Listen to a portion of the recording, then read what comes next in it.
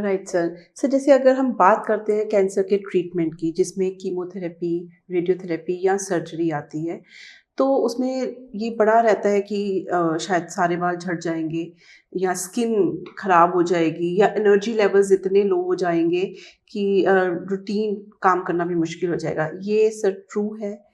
So basically मैं आपको treatment के बारे में बताना चाहूँगा। So um, there are 3 treatment options for the cancer patient. Right, number 1 is surgery. Right. Surgery क्यों ज़रूरी होती है कि अगर किसी भी पार्ट को, किसी भी ट्यूमर को निकालना है, so we need a surgery. हुँ, हुँ। एंड कीमोथेरेपी की वो जो डिजीज़ है वो कहीं स्प्रेड होकर किसी और पार्ट में ना जाए, उसके लिए कीमोथेरेपी यूज़ की जाती है।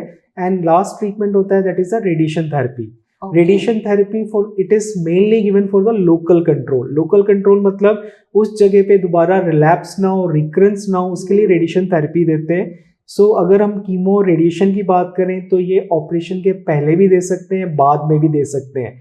अगेन कुछ कैंसर ऐसे हैं जो कीमो से ठीक होते हैं, लाइक लिम्फोमा है। कुछ कैंसर ऐसे हैं जैसे हेड एंड नेक में, ओरल कैविटी कैंसर में, लाइक आपका पायरिफॉर्म फोसा कैंसर है, सीए लैरिंग्स, अगर सर्जरी नहीं होती तो radiation will be more effective. So ये डिपेंड करता है कि पेशेंट के एज फैक्टर क्या है, उसके कोमॉर्बिड कंडीशंस कौन सी हैं और किस तरीके से पेशेंट का रिस्पॉन्स है, उसके बेस पे ट्रीटमेंट डिसाइड होता है। तो सर्जरी, कीमोथेरेपी एंड रेडियोथेरेपी हमेशा ये ट्रीटमेंट ऑप्शंस होते हैं। तो नॉर्मली क्या होता है कि जैसे अगर कीमोथेरेपी देते हैं आप, उसमें तो कुछ साइड इफेक्ट्स होते हैं। कीमोथेरेपी में एलोपेशिया होता है, बाल झड़ने की प्रॉब्लम्स हो सकती हैं, but again it is reversible, it is not a irreversible. ये वापस आ सकते हैं और आ जाते हैं, ये हेयर ग्रोथ हो जाती है, बट कुछ टाइम के बाद जब वो पूरी कीमो कंप्लीट हो जाती है। एंड सेकेंड, स्किन चेंजेस काफ़ी होते हैं। स्किन चेंजेस के लिए हमेशा एडवाइस ये किया जाता है कि आप हाइड्रेशन प्रॉपर रखें उसमें, एंड प्रॉपर स्किन की आप केयर करें। So main important point is always your good diet. तो वो डाइट प्लस आपकी जो मेडिसिन रिक्वायर्ड है, वो दोनों का कॉम्बिनेशन होता है। एंड अबव ऑल, जो मैं इतने टाइम से आपको यही बता रहा हूँ कि आपकी पॉजिटिविटी ऑफ योर माइंड, कि अगर आप अंदर से सरेंडर हो गए हैं then definitely it will be a difficult for you, but आप अंदर से पॉजिटिव रहते हैं तो बहुत सारे पेशेंट्स ऐसे होते हैं कि जिसमें वो प्रॉब्लम्स नहीं आती है। सो मेरा जो एक्सपीरियंस है कि वो थ्योरी हम लोग सबको बताते हैं कि 50% साइंस ने वर्क करना है और 50% आपके पॉजिटिव एटीट्यूड ने।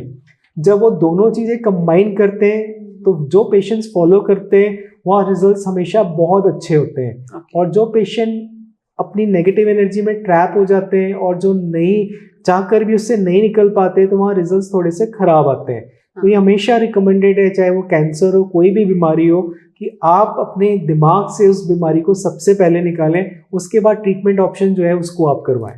तो एक पॉजिटिविटी, ज़ील टू लिव, और मतलब ये बहुत इम्पोर्टेंट है ट्रीटमेंट में भी। और बिल्कुल मैम, बोलते हैं यूनिवर्स वो जो हेल्प करता है आपकी, वो आप अगर लाइफ के लिए पॉजिटिविटी रखेंगे तो आपको वो सारी चीज़ें आपको यूनिवर्स की तरफ से ऑटोमेटिकली मिलेंगी। और उसके लिए लेकिन एफर्ट्स आपने करने। सामने वाला डॉक्टर या कोई भी मोटिवेटर जो आपकी लाइफ में है वो बता सकता है, बट स्टिल आपको ही करना है। और आप, एक ऑप्शन है, आप उसको करके देखें खुद कि आप बीमार होते हैं, चाहे वो कैंसर हो, किसी भी तरीके की बीमारी हो, आप अंदर से पॉजिटिविटी लेके आते हो कि नहीं मैंने फाइट करना है, मैंने लाइफ, अपनी ऊपर वाले ने लाइफ जितनी भी दी है उसमें बहुत पॉजिटिव रह के करना है। सो आप खुद देखेंगे कि वो नेगेटिविटी आपके साथ से धीरे धीरे दूर हो जाती है और आप पॉजिटिव इन्वायरमेंट में रह के हर डिजीज को फाइट कर पाते हैं। सर ये कुछ टाइम पीरियड भी होता है कि कोई भी ट्रीटमेंट मैक्सिमम किस टाइम पीरियड तक चल सकता है? और ये अलग अलग कैंसर पे डिपेंड करता है कि लाइक जैसे अगर मान लो ब्रेन ट्यूमर है, उसमें सर्जरी होती है, रेडिएशन थेरेपी की ज़रूरत होती है, तो ऑलमोस्ट ये ट्रीटमेंट 1.5-2 महीने का होता है सर्जरी के बाद का। अगर ब्रेस्ट कैंसर है, उसमें जो कीमोथेरेपी है वो काफ़ी टाइम तक चलती है, 6 मंथ भी हो सकते हैं, 1 ईयर भी, depends on the stage of the disease. ये वो स्टेजिंग अलग है, फिर बहुत सारे फैक्टर्स होते हैं, कुछ टेस्ट होते हैं जो करवाए जाते हैं, उसमें अगर वो रिपोर्ट्स पे डिपेंड करता है कि 6 मंथ तक ट्रीटमेंट चलना, 1 ईयर तक चलना है।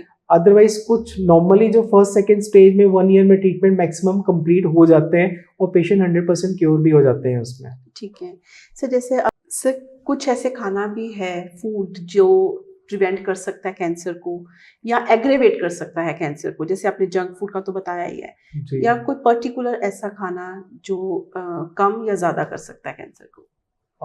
ऐसे प्रॉपर फूड तो नहीं, बट हाँ जैसे अगर मान लीजिए कैंसर किसी को है और उसका ट्रीटमेंट चल रहा है, तो कीमोथेरेपी के जो दौरान है कुछ आपको जैसे सैलेड है, रॉ सैलेड है, वो हमेशा अवॉइड करने को कहा जाता है, बिकॉज कि उससे इन्फेक्शन होने के चांसेस बहुत होते हैं। और बाकी कुछ चीज़ें ऐसी होती हैं जिसको हमने प्रिकॉशंस लेके फूड लाइक फास्ट फूड मना किया जाता है। फास्ट फूड आप लेते हैं तो कॉन्स्टिपेशन होने के चांसेस बहुत ज़्यादा होते हैं। कॉन्स्टिपेशन होगा then definitely toxin will not remove from your body, वो टॉक्सिन्स आपकी इम्यूनिटी को और डाउन करेंगे। सो हमेशा रिकमेंडेड है कि आप घर का जो नॉर्मल आपका मील होता है उसी को आपने यूज़ करना है। बाहर की चीज़ें अवॉइड करवाते हैं क्योंकि वी डोंट नो कि वो किस तरीके से रिफाइंड ऑयल यूज़ कर रहे हैं, तो इसलिए हमेशा रिकमेंडेड होता है ड्यूरिंग द ट्रीटमेंट कि आप हमेशा अपने घर की चीज़ को प्रेफर करें उसमें। राइट सर, कैंसर के लिए बहुत सारे टेस्ट भी होते हैं, जैसे कि मेमोग्राफी है, पेट स्कैन है, क्या तो प्लीज़ इनके बारे में कुछ बताइए। सो मेमोग्राफी जो है, basically mammography is mainly for the detection of the breast cancer. So breast cancer में अगर किसी फीमेल को लग रहा है उसको कोई लंप है ब्रेस्ट में और उसको क्लिनिकल एग्जामिनेशन के बाद मतलब लगता है कि आगे फर्दर वर्कअप करवाना है, then definitely mammography is one of the choice. So mammography में जो बहुत शॉर्ट जो क्लिनिकली पैल्पेबल ग्रोथ नहीं है, it can be detected in the mammography. So screening after 40 years of age, तो स्क्रीनिंग में जो है मेमोग्राफी इज इंडिकेटेड कि अगर आपको लग रहा है कि किसी भी तरीके की प्रॉब्लम लगती है या आपकी फैमिली हिस्ट्री है ब्रेस्ट कैंसर की, तो दो चीज़ें इंपॉर्टेंट होती है। एक होती है self breast examination. Self breast examination में आपको किसी डॉक्टर के पास जाने की ज़रूरत नहीं है। आप खुद after 40 years of age it is recommended कि आप क्लिनिकली आप खुद अपने ब्रेस्ट को एग्जामिन करें। इफ़ यू फील कि कहीं पे भी कोई लंप है then you can consult with a doctor, और वो फिर मेमोग्राफी के लिए एडवाइस किया जाता है। मेमोग्राफी के बाद जो आपने पैट स्कैन की बात की है, नॉर्मली पैट स्कैन जो होता है किसी भी कैंसर की एक्टिविटी को देखने के लिए we will go for this PET scan. PET scan पूरी बॉडी का होता है, हेड से लेके आपके पूरे टो तक सारी चीज़ें इसमें कवर्ड होती हैं।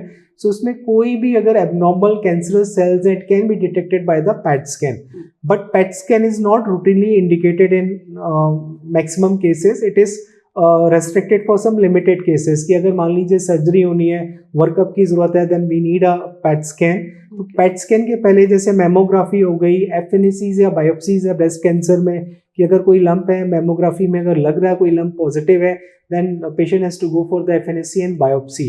सो biopsy is always a confirmation for the cancer. Okay sir. Sir, कोई precautions during the cancer treatment अगर आप बताना चाहें हमारे व्यूअर्स को तो प्लीज़। सो अगर आप कैंसर पेशेंट है और आपका ट्रीटमेंट चल रहा है तो मैं दो चीज़ें ही बोलना चाहूँगा आपको। नंबर वन कि आप सबसे पहले जो आपके डॉक्टर से आप कंसल्ट करें, डॉक्टर जो आपको एडवाइस कर रहा है उसको स्ट्रिक्टली फॉलो करें। एंड सेकेंड, बहुत सारी चीज़ें होती हैं, कई बार आप पेशेंट होता है वो एजुकेटेड होता है, अवेयर होता है, सो वो गूगल में जाता है, वो पढ़ता है कि अच्छा ये इस कैंसर में तो ये हो जाएगा, बट एक्चुअल में प्रॉब्लम ये होती है कि जो गूगल है वो बेसिकली बुक है। एक बुक में से जो आपने एक टॉपिक लिखा हुआ, एक टॉपिक निकल के आपके सामने आ जाता है और उस टॉपिक में वो उन्होंने जो बुक में लिखी हुई चीज़ें हैं वो बताता है। बट प्रैक्टिकली जो इतने सालों से हम प्रैक्टिस कर रहे हैं, जो हम लोग देखते हैं, बुक में लिखा है कि ये साइड इफेक्ट्स 1% हो सकता है, बट हमारे दिमाग में ये आ जाता है, पेशेंट के दिमाग में ये आ जाता है गूगल में देखने के बाद कि ये साइड इफेक्ट होता है और शायद मुझे भी हो रहा है। बट आप ये उस चीज़ को देखना बंद कर देते हैं कि वो 1% केस में होता है, बट वो 1% केस में आप अपने को फील करना शुरू कर देते हैं। So it is always advisable, आप पढ़ो मत, गूगल में मत सर्च करो।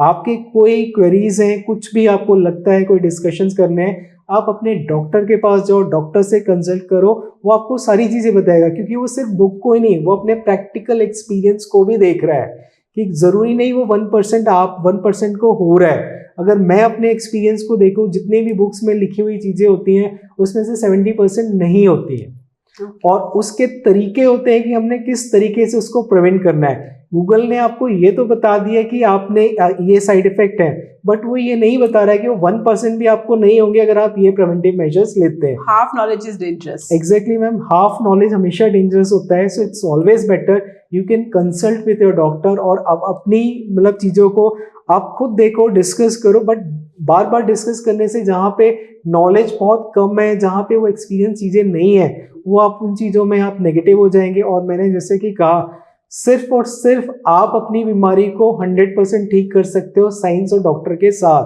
तो यहाँ पे बहुत इंपॉर्टेंट पॉइंट है कि अगर आप पॉजिटिव रहोगे तो डॉक्टर जो है अपने 100% जो एफर्ट्स दे रहा है उसके रिजल्ट्स हमेशा अच्छे आएंगे। बस कंडीशन यही है कि आप किसी भी तरीके की नेगेटिविटी में मत जाए। अगर आपको क्यूरीज हैं, कुछ भी कंसल्ट करना है, you can discuss with your doctor only. तो गूगल क्वालिफाइड डॉक्टर नहीं बनना चाहिए। Google is never a doctor. Google में आपने नहीं जाना, और अगर जाना है, आपने पढ़ा है, you can discuss with your doctor. Right, बिल्कुल। सर, कुछ मिथ्स हैं जो कैंसर से रिलेटेड हैं, तो हम कुछ क्वेश्चंस पूछ रहे हैं। क्या कैंसर कंटेजियस है?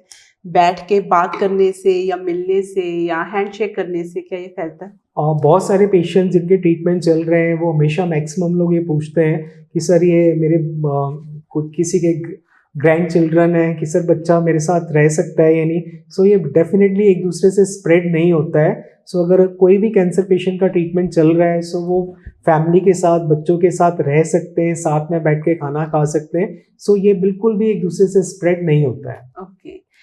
सर, ये भी माना जाता है कि सिर्फ जो एक एज के बाद ही कैंसर होता है, या ज़्यादा लोगों को एक एज के बाद ही कैंसर होता है, तो क्या ये सही है? और नहीं, ये थ्योरी तो अब आजकल बिल्कुल बदल गई है कि बच्चे में भी कैंसर हो रहा है। लिम्फोमास जो है बच्चों में बहुत हो रहे हैं, एंड सेकेंड ब्रेन ट्यूमर भी बच्चों में बहुत है। सो 1 मंथ के चाइल्ड से लेके 90-100 ईयर्स तक सब कैंसर से सफ़र कर रहे हैं। सो मेनली बस यही है कि जो कैंसर हो रहा है उसको जितनी अर्ली स्टेज में हम पकड़ लेते हैं तो उतनी हमारी लाइफ उतनी अच्छी हो सकती है। So it can affect any as. Okay.